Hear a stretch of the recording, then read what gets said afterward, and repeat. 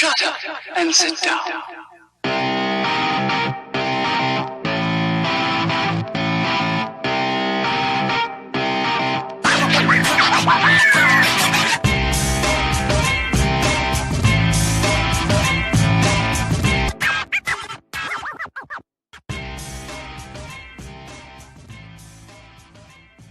Hey, what's up, guys? This is Carlos Redlich and David Allen, and we got Everett Farnell here. This is Takeover Tuesday. We're going to be talking about business, copywriting, and a lot of cool stuff.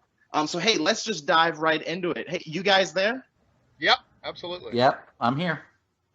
Sweet. Hey, Everett, give us a quick little intro about yourself. I know you're a veteran in the game. You've really been doing a lot of stuff offline and online. Just give us a quick little bio. Okay.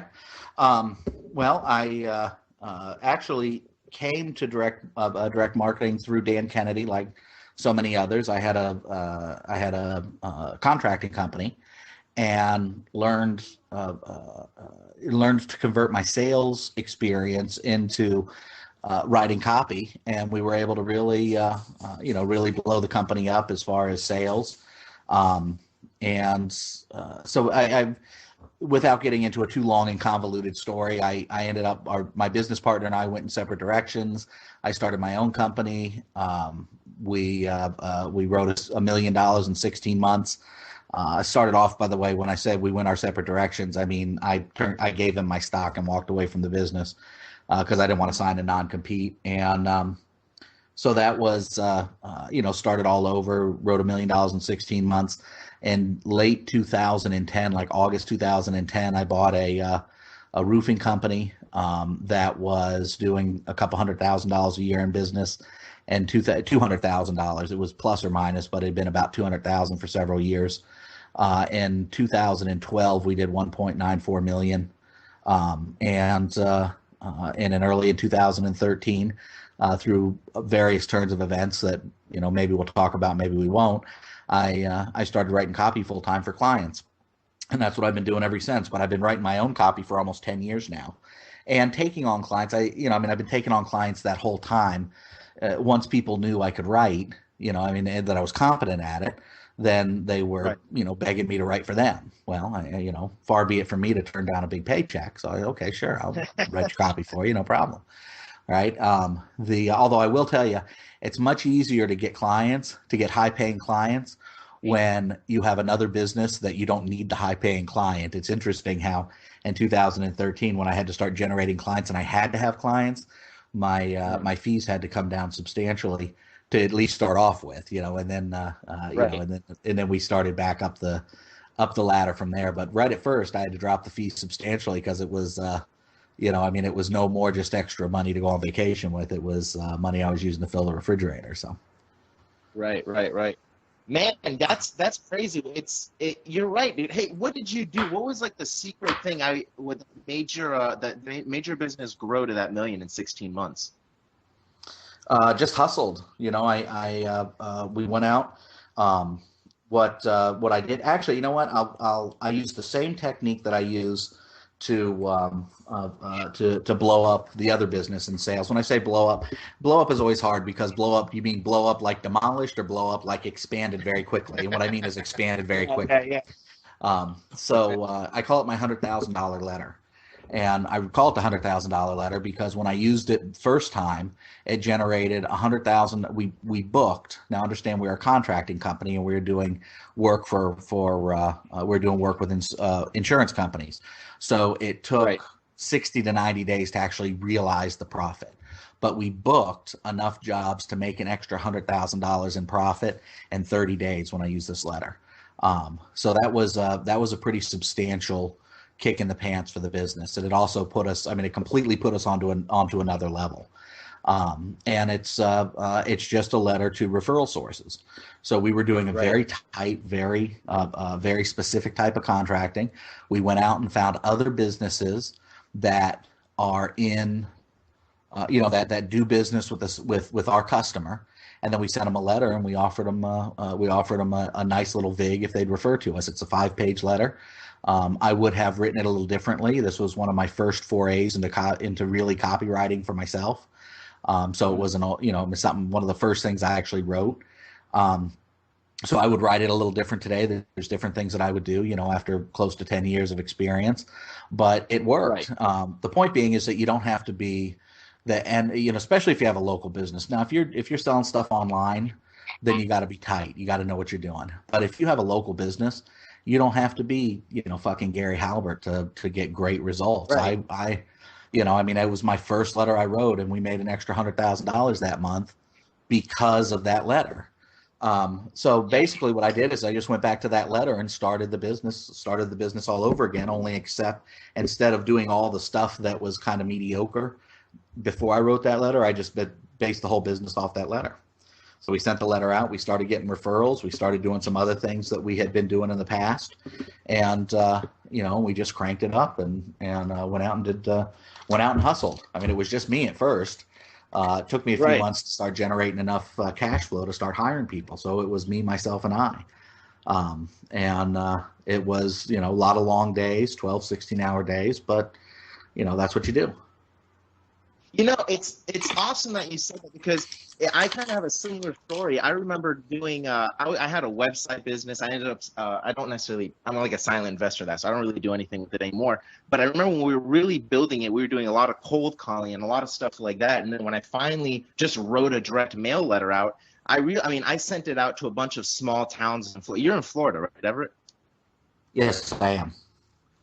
Yeah, so I sent to a bunch from of Lake Ocala. City, Sanders. Yeah, so I sent to a bunch of different little towns in Florida, and we were getting a 6% response. And I realized it was a one-page letter because I didn't have enough money to actually make it more. So I condensed it and made it one page. We got a 6% response, and I started realizing you don't necessarily, just like you said, you don't have to be like the best copywriter in the world, especially in a local market. You just kind of have to be better than the other guy in your town, because most of them aren't even doing that. And if they are, it's just like a big business card. You know what I mean? Yeah, well, and that's the thing is that it really is these guys. I mean, I've oftentimes said that if I could find an efficient way to get into local markets, that for a copywriter's point of view, if you could find an efficient way to get into local markets and a way to fix your client's cycle, in their head when you started, Right. that you could become a billionaire, not a millionaire, billionaire, just by go into local business and saying, look, I'll write your marketing funnel for you. All you got to do is use it, and and then expand it as quickly as you can expand it, and I get X percentage of the profit off everything that comes from the work that I do. And I mean, you could make millions of dollars a year. The problem is, of course, the psychological problems that the business owners have, like, oh my God, I'm making too much money, this must be something unethical, and the yeah, right. Oh my God. Okay, I wouldn't want to make that. I wouldn't want to live in a house that big. Could you imagine the electric bill? Okay, sure, pal. Whatever. Quality problems. Yeah, right. I mean, I learned that when I was a kid. I was working at I was a kid. I was in my 20s, but basically I was a kid. I mean, I was running around. I was running around chasing skirts and drinking too much and just doing kid stuff, But I was working at this little direct mail house, and just selling, manual labor, cold calling people and closing them. And but the direct mail house, the owner of the direct mail house, was tied in very closely with a guy who you guys probably don't remember this, but many years ago, Domino's Pizza had a real problem with the IRS. It was a relatively publicized problem, and I mean, the IRS was getting ready to come down on them hard, and they had to sell a bunch of stores off very quickly in order to. Sorry about that. That's my alarm telling me that I'm 9 minutes late for our meeting.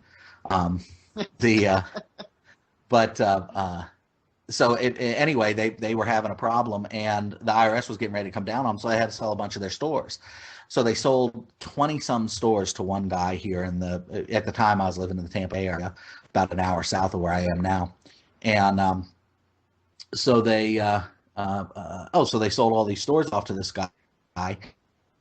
And within a year or so, the guy he took all the money from the stores to pay off his investors, because he had to go borrow the money. And so he went to pay off his investors, and he went from, within like a 24-month period, he went from broke trying to be a network marketing guy to being a multimillionaire. And so he said to the, which points out that everybody's problem is an opportunity somewhere, right? You say, well, he took advantage of Domino's because he bought a bunch of franchises at a cheap price. And Domino's is saying, yeah, but I was able to use his money along with some other people's money to pay off the IRS, and it kept them from putting a boot on our neck. So we were happy to sell. But everybody's problem somewhere is an opportunity for somebody. So, but anyway, the guy, the guy who owned the Domino's Pizza also made an investment into this small print and direct mail house that I was working at, and of course we did all his direct mail and everything. And so, but I heard him talking to the owner of the print and direct mail house one time, and he said, John, things are different when you have money. So it was just a couple of years ago, I didn't have any money. I was like worried about paying my electric bill. He said, I still have concerns, and I might even have more concerns today, more worries about money today. But those worries, though they're more, are not nearly, it's not like worrying about how you're going to eat. So it's like, okay, everything's going to be okay. No worry, but I have these concerns I got to deal with, as opposed to how am I going to pay the electric bill tomorrow because they're going to come shut it off if I don't get in there by 8 a.m. And he said it's a whole different world. It's not even close. So, all the more money, more problems. Yes, that's true, but different problems, and the problems aren't nearly as pressing. Exactly. Yeah, that's awesome. Money solves problems that not having money creates. I think Kennedy said that. I don't know. I might be quoting it wrong, but that's exactly, I think, what you're saying, and that really hits home. I remember not having any money and then being like, oh, shit, and it's literally not, I need to make a sale because I just want to meet my, quota or whatever. I need to make a sale because I got to eat, So you're right. I mean, two different types of thinking. I kind of wanted to go back because I know you write copy for other people now, but you've definitely built up your own businesses and really done it on your own, which obviously just gives a lot of credential to you. So, I mean, the fact that you've done that, I think is probably, I'm guessing, but it's probably something that differentiated yourself when you were kind of first starting out, at least writing for other people. But what did you do? I mean, did you do local copywriting when you started out? How did you first start, getting your clients, or what did you do specifically? The way I've gotten clients since the beginning was just by networking and getting to know people. I've tried mailing stuff out. I've tried, you name it, I've tried it. I've tried running ads. I've tried doing direct mail to businesses, and none of it ever works. It's all horrible positioning. As a matter of fact, I oftentimes say if there is a God, he has a hell of a sense of humor, because the only thing you can't sell with direct response marketing is direct response advertising, or direct response copywriting, right? I mean, it's if there's one thing in the world, people say, well, my business is different, and we all make fun of them because we want to help people understand that business is business ultimately. But if there's one thing that really is true, and it's it's a horrible truth, is that cold direct mail for copywriting services just it by its nature, it cannot be profitable. Now direct mail to your list, you build a list of people who listen to you and then direct mail to that list can be very profitable. So, but cold direct mail, people are not going to pay the kind of fees necessary to make it a profitable venture. In other words, people don't understand the value of direct response copywriting unless they're already involved somehow in the direct response world, and then they understand the value of direct response copywriting. But then you're not doing cold direct mail; you're doing direct mail to a very qualified list. So it's kind of a joke, but the question was, how do I get my clients? A vast majority of my clients I get is just by networking and referral.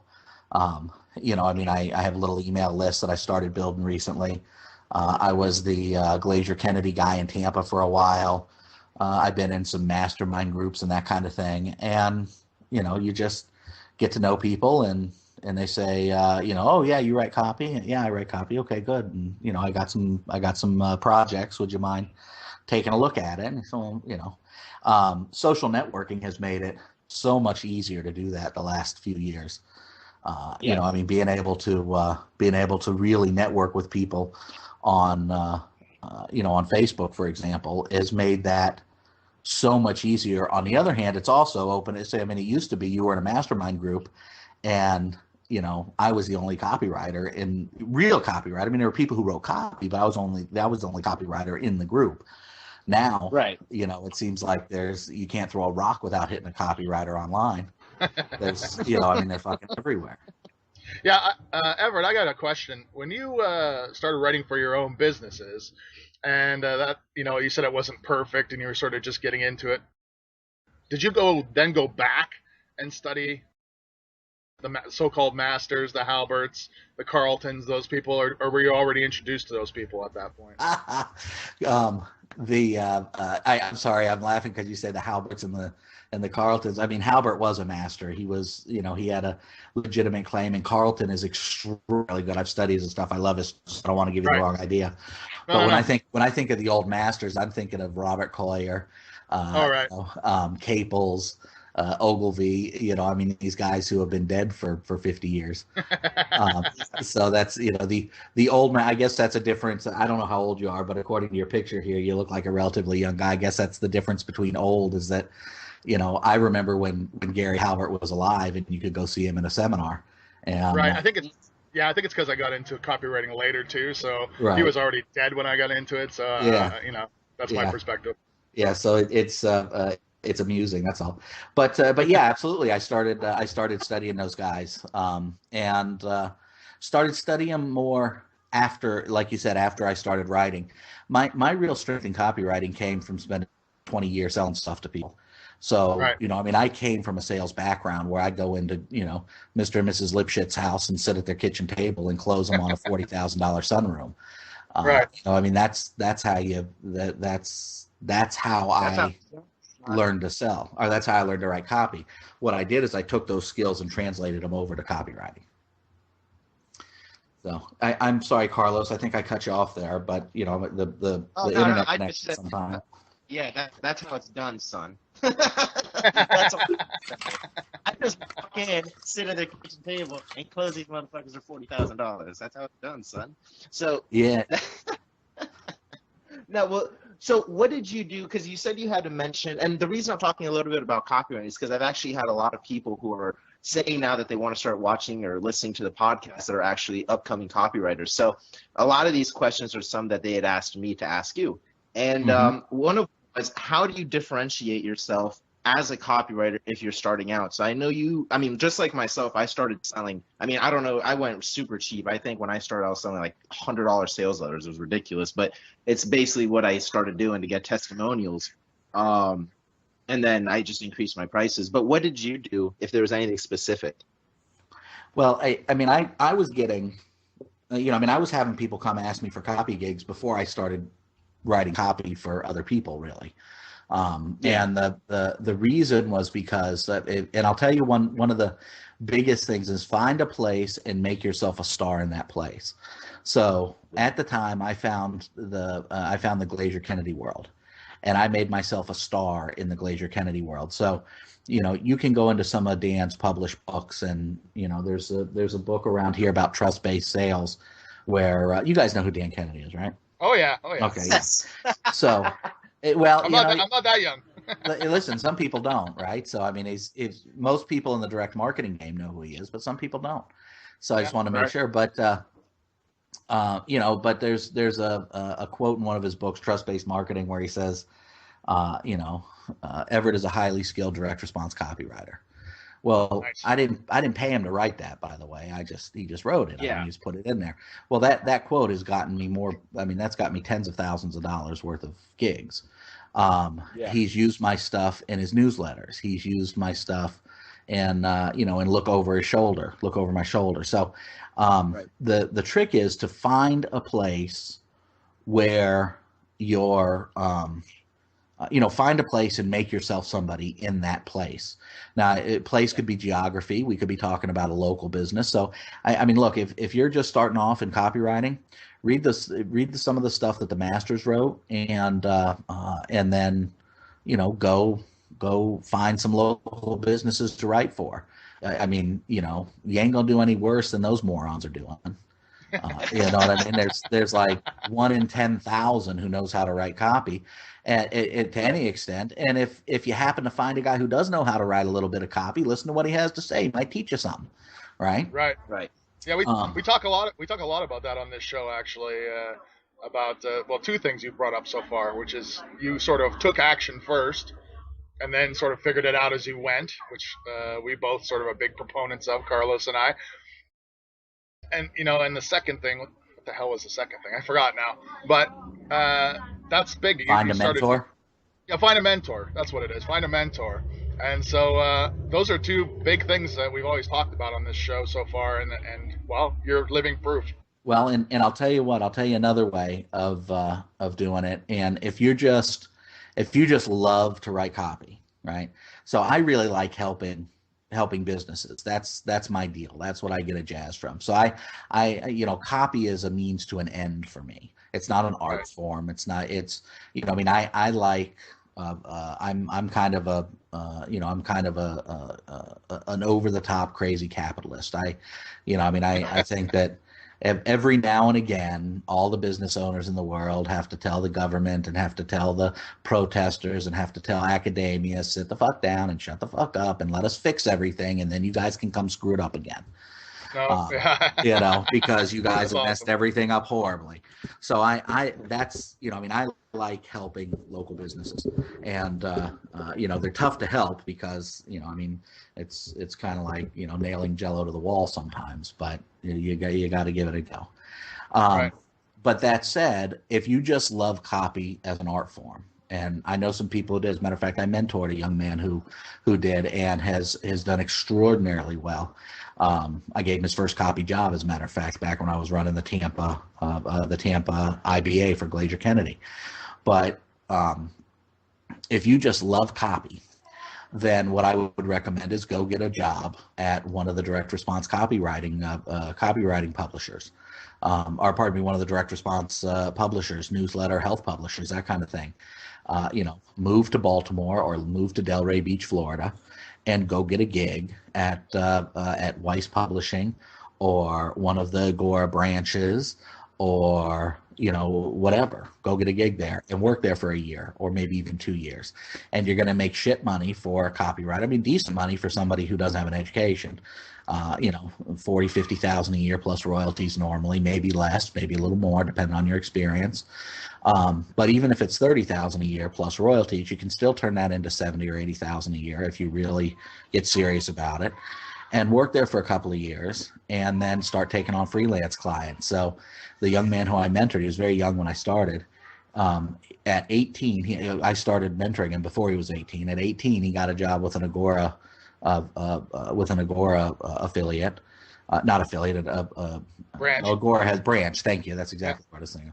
And then he moved to a different publisher, and then he went freelance. And last year, he made several $100,000. He doesn't have a high school diploma. He's in his early 20s. Last year, he made several $100,000. This year, by the end of the year, he will have made a little bit less, but he will have worked a lot less. And he just got a contract for a 6-figure retainer plus a very, very healthy royalty and bonus structure from somebody as a freelancer. So it's an exclusive contract, but he's not working as an employee; he's working as a freelancer. So my point being is, if you're into copywriting as an art form, some people just love it, then I would recommend that route. If it's not an art form to you, it's not something that you really love, then just go start talking to local business owners. Go to the local thing and go stand up in front of them and tell them how what brilliant copy looks like, and put yourself together a little speech and go out and teach them how to write, teach them how to do marketing, and then there's going to be a handful of them who say, I want to know more. And then out of that handful that says, I want to know more, there's going to be a few who hire you. And before you know it, you'll have a little local practice, and then you can build on that. Awesome tips. Yeah, I know we got to close up real quick, but I want to ask you one other last question. Who do you want to have with, dead or alive, and why? Do I have to pick one? Yes, no? One. Geez, that's like saying, what's the one secret to success? I don't know. There's like a whole bunch of, what's the one secret to become an overnight success? Well, work for 20 years towards it. That's the secret. I don't know. Is there somebody though, Everett, that maybe he's not like the top person in your mind, but somebody you were really like for me, it was Gary Halbert. I was super fascinated with Gary Halbert, and I think that's what got me into copywriting. I didn't maybe consider him the best per se, but I thought I really connected with him. Are we talking about marketing only, or are we talking about just in general? No, anybody really, if you want.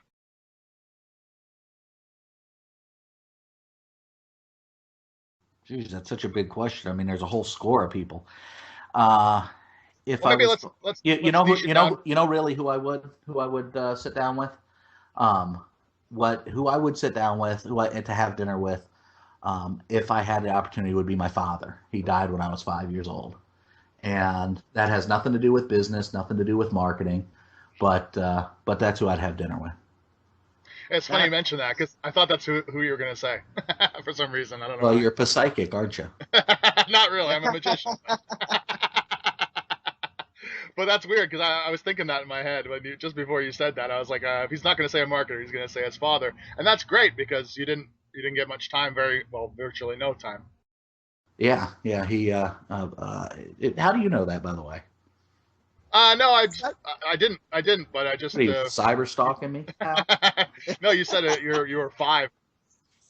Yeah, I'm just razzing you. I'm just giving you a hard time. But no, I think that's important because you couldn't form that relationship. You wish you had more time. So, if we were going to do just about marketing, I think it'd probably be Robert Coyer. So maybe that's a more relevant answer to the folks who are listening. It would be Robert Coyer who I'd sit down with. Just strictly about marketing. He was a direct mail god back in his day. He sold everything. As a matter of fact, are you familiar with the Great Courses, the direct business, the direct marketing business, the Great Courses? They sell DVDs and everything. I don't think so. I'm familiar with his letter book, of course. Right. Well, there's a modern day business called the Great Courses, and it's a online and now direct mail too reproduction of Robert Coyer's business of the books that he sold back in the day. So they sell DVDs and all kinds of stuff, but it's fantastic stuff. Look it up, the Great Courses. It has great stuff on it, but it's also just a rehash of one of Robert Coyer's old businesses. But he sold everything from I think it's called Coal Coke, so not cocaine, Coal Coke. Which is it's something that they use to burn. It has some industrial application, I don't know, but it's like this industrial shit. And he sold that by direct mail with letters. Sold coats, sold books, sold handbags, sold. I mean, you name it, he sold it with direct mail. He was just a direct marketing god. So I'd love to sit down and talk with him in relation to marketing specifically. Great stuff, man. Great stuff. Hey, dude. Can we? Let's touch on one more thing, because something you said earlier, I wrote down here or typed down. You said that when you first started going strictly into getting copywriting clients, you had to reduce your fees dramatically because it wasn't coming the same. The funnel of directing people to you wasn't the same as when you were writing for your own businesses and so forth, or working perhaps with the Glacier Kennedy people. What do you think? So nowadays, how has that changed? Like, at what point did you start to you just made a name for yourself, and then you started to up your fees? Yeah, well, I just started working, doing basically the same thing, but started being a little more known. Let me explain a little bit why. The reason I had to drop my fees is because I was in need of cash flow. So when I told you I built a roofing company up from 200 to 1.94 million, And that happened, from August of 2010. I bought it at 200,000, and we did 1.94 million in 2012. So early 2013, I actually sold it back to the business partner. So I didn't buy 100% of the company. I bought into the company, because in Florida there's all kinds of licensing requirements, and it's fucking ridiculous. I mean, you gotta, they're up your ass with a microscope to become a contractor. So I had to, I had to still have this guy's license. So I didn't buy the company out completely. And he wasn't ready to retire, but he did see that he did get the idea that I could build the company quickly and it would be worth more. So I was done with it. I was, we had employee problems and all kinds of stuff. I tell people, look, if you want to drive sales fast, I'm the guy to talk to. If you want to, if you want to make a lot of money quickly as far as sales go, I'm the guy to talk to. If you want to talk about building, team building and hiring employees and all that kind of shit, don't talk to me. I don't know, right? I tried it. I fucked it up badly. Employee problems. I have 25 of the little things running around. They're like children, except I love my children, and I not them, right? So, anyway. Well, I think you brought up an important point too, which is what jogged my memory. Was you said that you had having something better to do, where it wasn't like you had the companies as your source of income and to write copy on the side.